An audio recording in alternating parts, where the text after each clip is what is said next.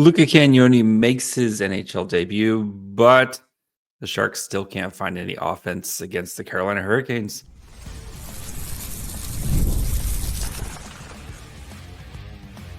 You're Locked On Sharks, your daily podcast on the San Jose Sharks, part of the Locked On Podcast Network, your team every day. Hello, welcome to Locked On Sharks, the premier hockey podcast covering your favorite team in the Bay Area. My name is JD Young, caretaker at the Reef, also the co-host of Locked On NHL. I want to thank you for making Locked On Sharks your first listen. Proudly part of the Locked On Network, we cover your team every day. If you want to be an everydayer, all you have to do is just follow wherever you get podcasts, or you can watch on YouTube as well. And today we're going to be breaking down the Sharks' 3-1 loss to the Carolina Hurricanes. Luca Cagnoni makes his NHL debut, which went okay. Georgi Romanov makes his first career NHL start, which went pretty good. William Eklund hits the 50-goal mark on the, or 50-point mark, on one of the flukiest goals you'll ever see. We'll dig into the numbers and how the Carolina Hurricanes just smothered the San Jose Sharks, and then get caught up on some of the NCAA prospects as we might have some things happening here soon with them. So before we get to all that, do want to let you guys know today's episode is brought to you by FanDuel. Right now, new customers can get $200 in bonus bets if your first $5 bet wins. So let's start. Again, we skew positive as we do on when you cover the worst team in the NHL. I saw a fun thing. Hellebuck has 40 wins this year. The Sharks have 37 wins in the past 2 years combined. Anyway, that's my fun fact for you for today. So Luca Cagnoni makes his NHL debut. I would give it a solid B-, to be honest. I thought he did some good things. I thought he did some things he'll probably want to continue to work on.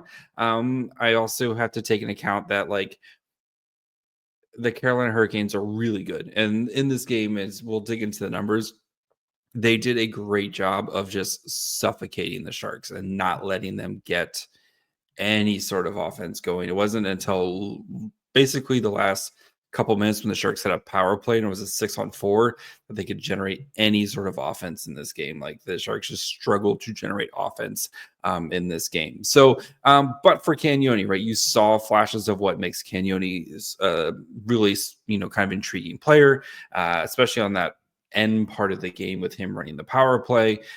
You saw some of his passing. You saw in the defensive zone. I thought he held his own in the defensive zone. I thought he made some solid plays there. But again, like, there was some moments where, you remember he's 20 years old, making his first career NHL start. So overall, though, I think you have to be at least happy with where he's going. And again, this is kind of just that nice little, like, here's what NHL games are like.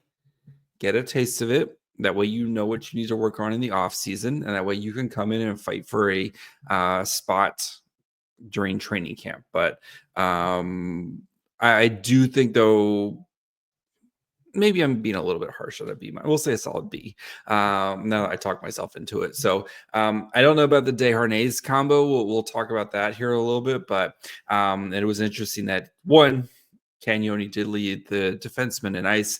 Granted, he's spent the last 4 minutes of the game out there until the final penalty kill where Will Smith with a puck over glass with 20 seconds left. But I think that kind of does inflate his ice time. But he did, even I was checking his ice time throughout the game. He was among the team leaders, even over among defensemen, even over Luka Cagnoni, who did not have a good game tonight. And then Jimmy Schultz, who played less than 14 minutes tonight. Cagnoni was getting his fair amount of shifts throughout the game. So Georgi Romanov had himself a very nice game. I really liked Romanov's game today. And I know he gave up 3 goals, but 2 of those were absolute missiles. One of them on a Luca Cagnoni turnover that couldn't really help there. I do think Romanov played really well. And you saw what kind of makes Romanov, right? And the way if you watched him with the Barracuda, he's not like, he's not like Askarov, right? Who's just smooth, right? And Askarov is such a technician, and like, Askarov's always in the right place at the right time. Romanov, the dude just battles, man. And you saw it tonight. Like, he just fights and he fights and he battles. And yes, that puts, a ceiling on what Romanov can be. But I think tonight you saw Romanov play one of his best games of the season between the Sharks and the Barracuda. I thought he played outstanding tonight, like I said, and especially against a team like the Hurricanes, where any mistake, and it's you saw it tonight, right? Any mistake the Sharks made, and the Hurricanes were just right on him. And Romanov, I thought, battled pretty hard in this game. Looking at his like how he performed tonight in all situations, he gave up 3 goals on 29 shots, so he had 26 saves, 3 goals against. Expected goals against was 2.77 in all situations, 897 save percentage, 317 goals against, 6 of 6 high danger, 4 of 6 mid danger, and 15 of 16 low danger. So, I was pretty happy with Romanov's performance. I was very worried about how the situation he was going to be put in, playing against this Carolina Hurricanes team that is the number 1 team in the NHL when it comes to generating shot attempts. I thought he was going to be under siege tonight. It felt very much like Carolina was like, we're going to try to play a B game and just kind of shut down the Sharks, and we'll generate the offense when we can. But I thought Romanov played pretty well. So the other big thing too, William Eklund hitting the 50-point mark with his first career shorthanded goal on one of the funkiest goals you will ever see, where gets a break. It's a 2-on-1, or is it 2-on-1 or 2-on-2? Anyway, Brett Burns goes down for the patented starfish. 60% of the time it works every time. We have seen 1,000 times in our lives of him doing that, and trips up Eklund. It looks like he's starting to do kind of an Eklund spinny. He slides, the puck slides, everything goes into the net, and the Sharks are credited with a goal there. After review, they gave it a goal. One, extremely shocked that goal counted. That feels like karma for something that the Sharks did wrong, or like the Sharks had against them at some point. But bigger though for Eklund, right? Who has been like, he was, especially the first period, Eklund was flying around. He drew another penalty. So he drew 2 penalties tonight, including the Brent Burns one, which would have been a penalty, but turned into a goal instead. He was flying around, making stuff happen. We'll talk about the lines a little bit. I would not be surprised if Eklund is playing with Celebrini and Toffoli again on Saturday, because Eklund needs to play with Celebrini and Toffoli. But I thought Eklund continued to show, like, I think he kind of shook off the Zetterlund, kind of processed that, has moved on. Maybe these couple days off helped.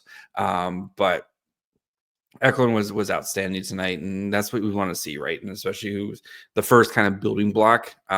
He continues just to check these little boxes, right? He's now tied with Celebrini for the most points on the team with 50. Realistically, like, we could be looking at 60-point Eklund this season, in the final 14 games here, in the way he's played. Or we down to 12 games, whatever, how many, this was game 69. So 13 games left.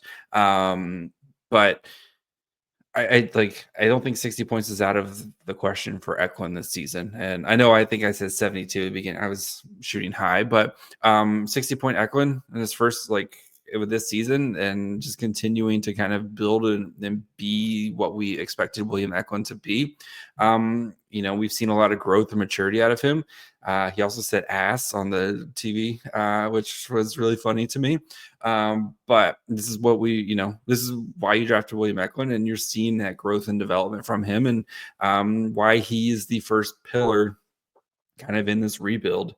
And he's showing exactly what type of player he's going to be. A guy who cares, guy who's going to try every shift, and a guy who's, I think, is one of these pillar players in the Sharks franchise. So congrats to 50 points, and let's keep going, babe. Let's keep going, buddy. So we're gonna dig into the numbers behind this game, look at how Carolina smothered the Sharks, dig into the lines, and why I think we're gonna see some tweaks. We probably are gonna see some tweaks here, or maybe just Carolina is really good. So we'll get to all that here in just 1 second. Did you know getting a good night's sleep is the #1 recipe for long-term success in life? I didn't. It took me way longer to realize than I'd like to admit. It was years of tossing and turning. I was always tired. I never felt like I could live up to my potential, but not anymore. Thanks to Bear Mattress. I used their sleep quiz and I matched with the Elite Hybrid. It's perfect for side sleepers like me. Now I wake up energized. I'm getting deeper sleeps and I'm ready to attack the day. No matter how you sleep, Bear Mattress has a match for you with a focus on recovery, cooling, and pressure relief to upgrade your sleep and improve your overall quality of life. Go to bearmattress.com and use promo code LOCKEDONNHL at checkout for 40% off site-wide. This offer is not available anywhere else. You have to use my promo code on the very last page of checkout to get this discount. That's bearmattress.com and use promo code LOCKEDONNHL for 40% off site-wide. Bearmattress.com, promo code LOCKEDONNHL.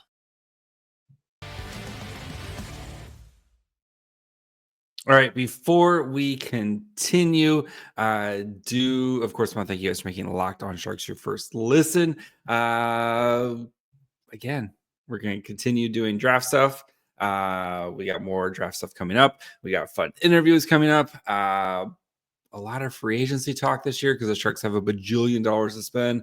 We'll keep you caught up on prospects, as all the prospects are going to be starting playoff stuff here soon. So plenty of great stuff coming here at the Locked On Sharks. So make sure you guys are following along wherever you get podcasts. And of course, if you haven't subscribed on YouTube, now is the perfect time. All right. So let's dig into the numbers behind this game, because this game really nice job by the Hurricanes of just shutting things down. So 48 minutes of 5-on-5, 55 to 33 shot attempts by the Hurricanes, 62.5% Corsi, 37.5%. Actual shots at 5-on-5, 27 to 13.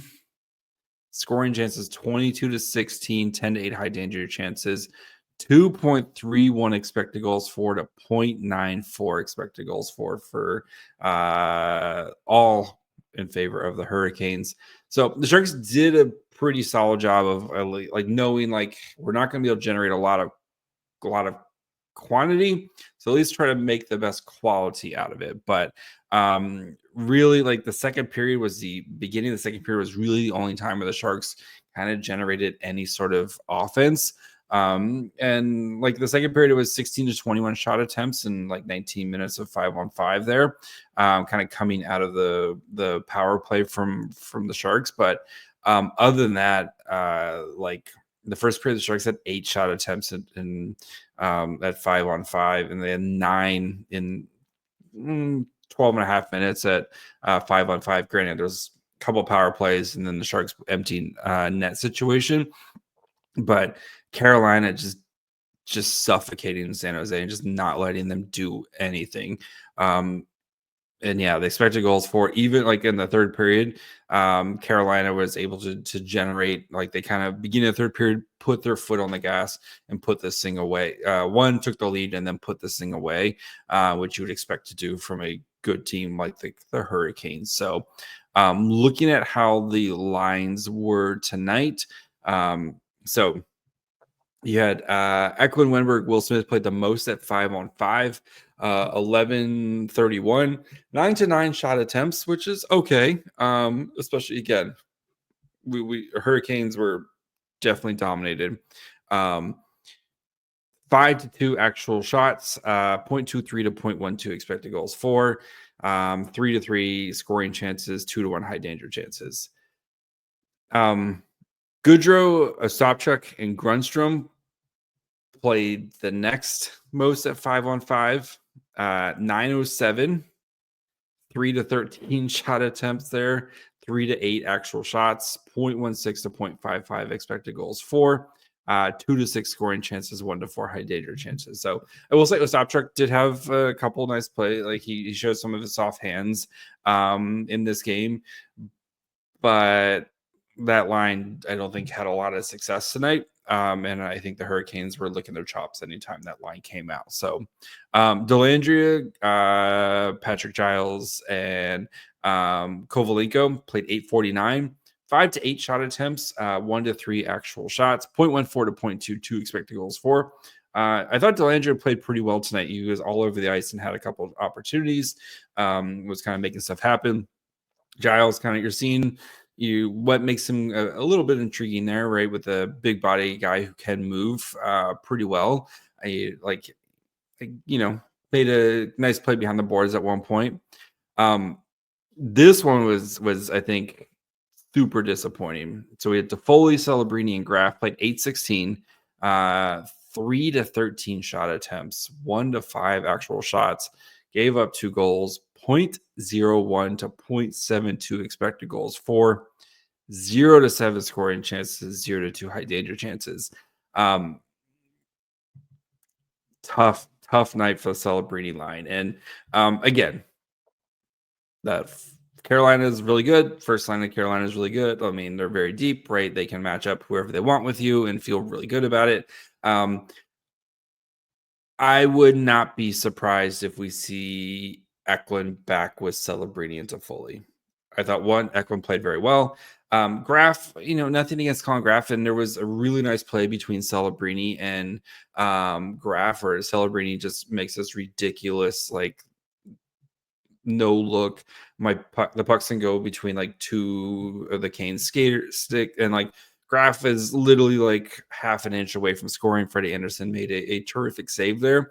But other than that line really didn't do anything else, right? And they were spent a lot of time in their own zone, and just was not what you would expect from them. So I know we're still kind of like, it does feel like Wenberg Smith is a solid pair, and they've been a very good pair together. And Celebrini and Toffoli have been a pair together. And again, it's very much the Sharks have 5 good forwards, and they're trying to fill out that 6 forward spot right now. So I am curious to see if that gets flipped, or do you just kind of chalk it up to the Hurricanes are really, really good. And you play a team in Saturday against the Bruins who are not as good, and you might be able to kind of like, let's see how this rolls after that game. And if you're still having issues, you have another kind of 4 days to work it out before the Sharks play the Leafs on Thursday. So I know that this like weird Saturday and then you don't play until Thursday is really weird. I don't like it. But anyway, so it does give us more time to do fun stuff. But looking at the defensive pairs, like none of the defensive pairs perform well against the Hurricanes. Like I said, it was interesting that Schultz didn't get a lot. I know he did play yesterday, Wednesday, and then second day to back-to-back. Vlasic, I am wondering. I wonder if Vlasic. They said he's been dealing with it all season long, and it flared up. The same thing that kind of kept him out. I wonder if he gets shut down. We'll see. Then you're down Thrawn, Ruda, and Vlasic. So it might be Jimmy Schultz up here for the rest of the season. We'll see. But none of the defensive players played, honestly, very well. Mukubudu, I thought, really struggled again tonight. Desharnais and Cagnoni. Like we'll see. Again, I'm trying not to overreact because, again, like Carolina just shuts you down and makes you work for every inch. And they said on the broadcast of this, like they were complaining with like 3 minutes left. They're just complaining about everything and stuff. And but there was like Taylor Hall. Like Taylor Hall probably beat Celebrini for an icing, but they usually, if it's a tie, they give it to the defender, and they were just throwing a whole fit about it. But anyway, whatever. So yeah, Carolina's really good, man. So again, I want to see what happens when the Sharks play a more average team, and I think they're Bruins are about as average as there is. So I'm curious to see. Like, I'm not trying. I don't want to rush to judgment at one game against a top tier upper crust team like the Hurricanes. So we're gonna put this game to bed because we have fun prospect stuff to talk about, including what's next for Cam Lund. We'll check in on the other college prospects as we're getting into the Frozen Four here in just 1 second.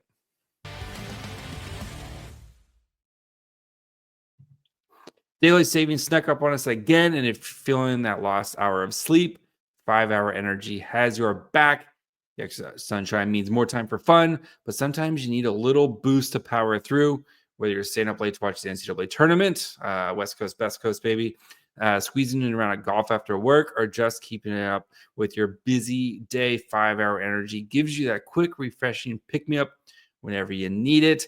Again, especially those poor East Coast people, if you're watching the tournament and you got to stay up late, especially this weekend, 5-Hour Energy helps you keep you up, keep you going through the next day. Or if you're traveling at the game, you need that little pick-me-up. 5-Hour Energy is easy to grab and always keeps you feeling refreshed. Head to 5hourenergy.com and find over 15 flavors to choose from, including watermelon, blue raspberry, and peach mango. You can even build your own 12 or 24 pack delivered right to your door. Or if you need one right now, grab a 5-Hour Energy at your local grocery or convenience store. They're everywhere. Stock up today and stay energized. The NCAA tournament is here, and so is the Bracket Breakdown. Locked On Podcast Network and Amazon Fire TV channels are teaming up to deliver NCAA tournament coverage like never before. Watch studio shows featuring former players and Locked On's local experts as they guide you through every upset, buzzer beater, and bracket matchup. Stream it all for free on Amazon Fire TV channel. Search Bracket Breakdown to see it all for free. It's your team every day.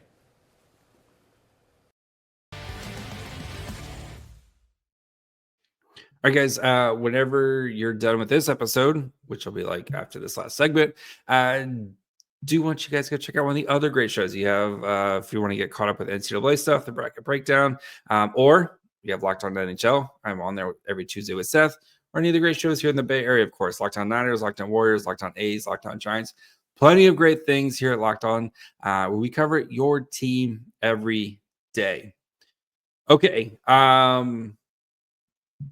NCAA prospects.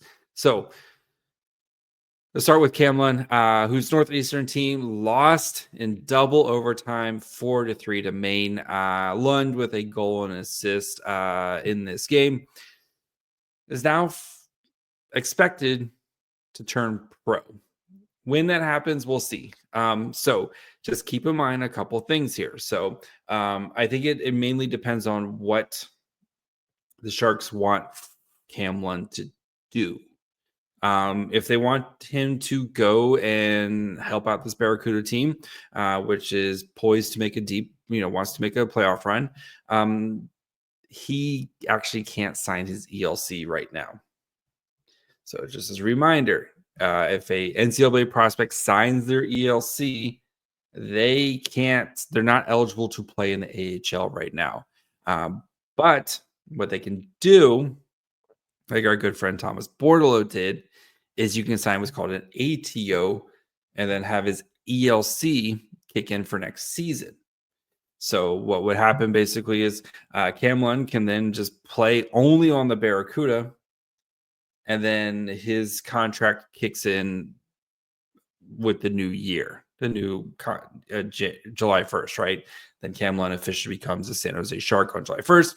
And just like Colin Graff, right, where he can either play on the Barracuda next year, play on the San Jose Sharks, right? He's a normal rookie at that point. So we will see. I am kind of curious to see what the Sharks do, because I have made the point, like as great as this Northeastern run was here,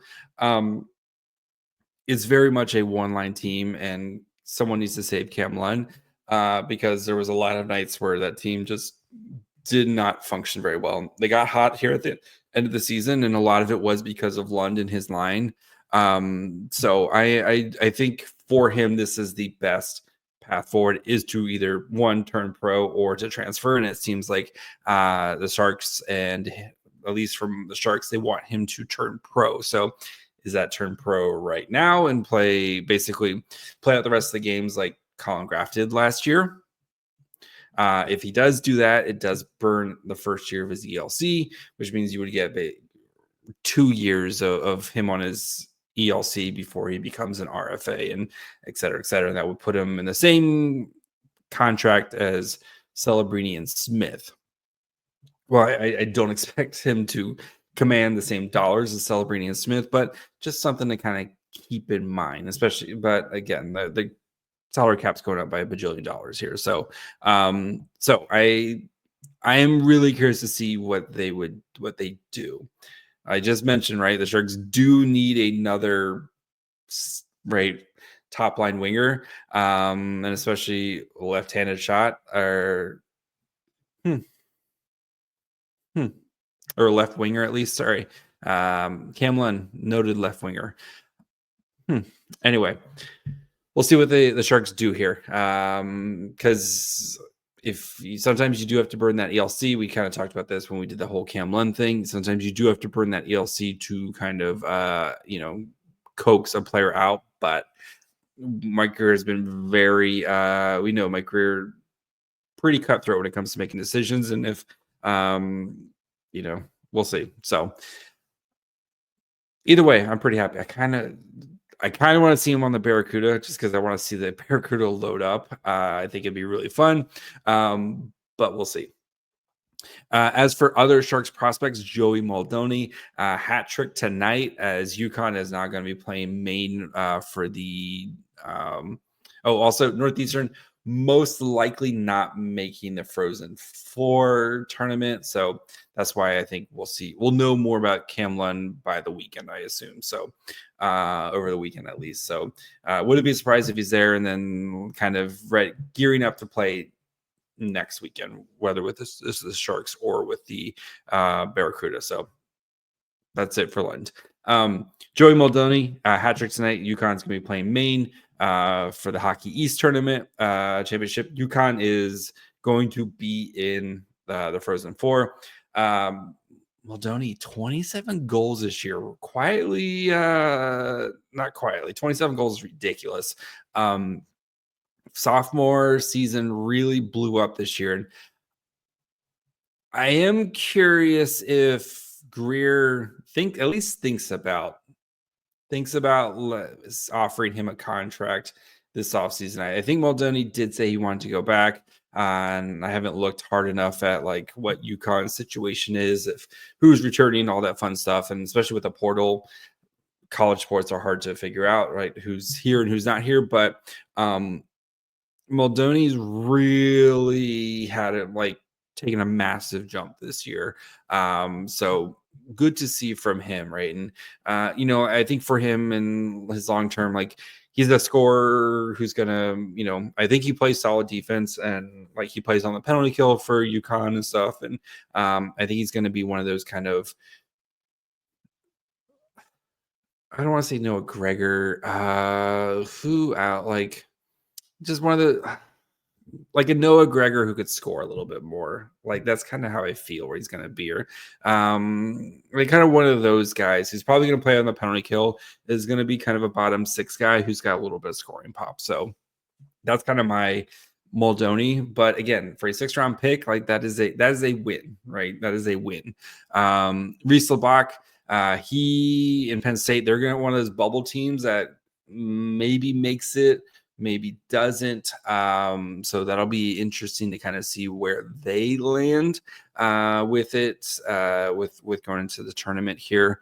And then Denver does play Arizona State on Friday night. So Eric Polkamp, who's again, we'll dig into more. I think somebody did request to kind of dig into these guys a little bit more, but I just want to kind of give you a little bit of an update right now on where these guys are at. So we do know that Denver plays Arizona State for that title, and then Denver will be in the Frozen Four as well. We'll know more of this. Like the seeding comes out on Sunday. It's the same thing as like college basketball, but it's ice hockey. So we'll be able to kind of watch these games and have more on. It'll be a good time to kind of see how these prospects are doing and stuff like that. So, but yeah, I think though, like, especially Greer last, did kind of early in his draft, like drafted a lot of these college guys to kind of give them a little bit longer leash with their development. I think you're starting to see some dividends starting to get paid off from those, and especially guys like Labak, who was a 7th round pick, right? Muldowney, who was a 6th round pick. And Brandon Svoboda is a 3rd round pick, and lost tonight to UConn. Like, he's very much like he plays the role for Boston University that you expect him to play, eventually with the Barracuda and with the Sharks. So playing bottom 6 minutes, but then be able to kind of provide a little bit of offense on the power play. He already plays on the penalty kill, like as a freshman. Like, these guys are getting good experience in what they're kind of be expected to do as they turn pros. So it's always fun, the college versus juniors route and how those guys differ. But so good night for the Sharks prospects tonight. So we'll be back on Monday, talk about Sharks Bruins, whatever else happens in college hockey. If we have some Cam Lund news, all that good stuff. So make sure you're following along wherever you get podcasts. And of course, you can watch on YouTube as well. Follow the show on Twitter, Facebook, and Instagram at Locked On Sharks. Follow me on Twitter and Blue Sky at My Fry Hole. Until Monday. Bye, friends.